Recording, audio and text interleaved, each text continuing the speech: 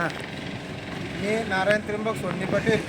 आमचे जे सहकारी मंडळ आहे आपलं हे नारायणराव लोखंडे उपोषणाला बसले गट शिक्षणाधिकारी समोर काही शाळेच्या जिल्हा परिषदच्या काही मागण्या आहेत. त्याच्या प्रमुख मागण्या म्हणजे तालुक्यातील जेवढ्या जिल्हा परिषद आहे या बंद पाडण्याच्या मार्गावरती सुरुवात लेटर जायला आलेले आहेत. आणि नेते मंडळीनं खासदार आमदार आजी माझी जे असं आहे ना निष्ठे आपली घरं भरणं चालू केले. त्याचे घरं भरून झाले तरी हे आता जिल्हा परिषदमध्ये गोरगरिबाचा मागं लागेल आहे. आणि याच्याकरता हे उपोषण आम्हाला करू लागले. आमचे सहकारी बी करू राहिले. आता हे करू राहिलं जनतेला की जिल्हा परिषदची काय दुर्दैवी अवस्था आहे गावागावामध्ये. आणि खाजगी शाळा कशा या ना भरणं लावले घरं, कसे विद्यार्थ्याला लुटणं लावलं, गणवेश त्याच्यात थाटकावून माणूस येऊन जातं. त्याला व्याकरणला सवयी मासवी काही येत नाही, पण यायचा निष्ठा थाटपा कसा आहे. आणि जिल्हा परिषद बंद पडायच्या मार्गावर आहे. या जिल्हा परिषदला शासनानं जेवढ्या प्रमुख मागण्या असतात तेवढ्या मान्य करून आणि पुन्हा एकदा जिल्हा परिषदला पिकअप द्यायला पाहिजे. जेणेकरून खेड्यापाड्यातले गोरगरीब विद्यार्थी हा फक्त जिल्हा परिषदच्या भरोश्यावर घडला येतो. जसा मी घडलो, कोणाला माहीत नव्हतं नारायण सोन्नी काय आहे काय नाही.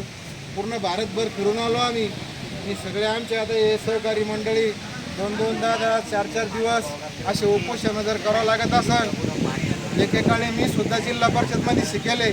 जिल्हा परिषद जर डब घाईल जात असेल तर आमचा समाजामध्ये राहून काही उपयोग नाही असं मला वाटतं.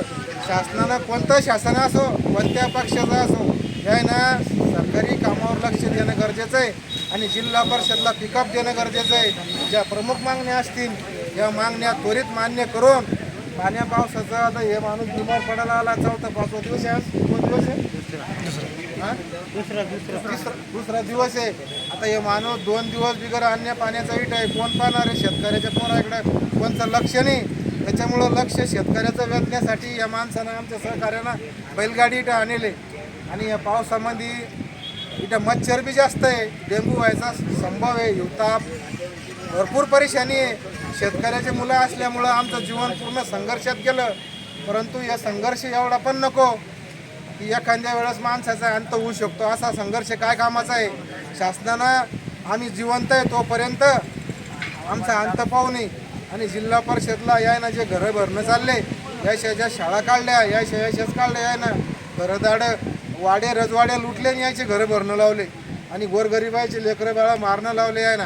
बाकी काही विषय नाही यायचा. पुढं जिल्हा परिषदला याय ना डब घ्यायला आणलं. अशा बऱ्याच योजना आहे या डब घ्यायला आणल्या आहे ना. आता ती लाडकी बहीण काढली, लाडकी भाऊजी काढन, लाडके मेवणे काढा, सगळेच लाडके काढा. काही घेणं नाही आम्हाला.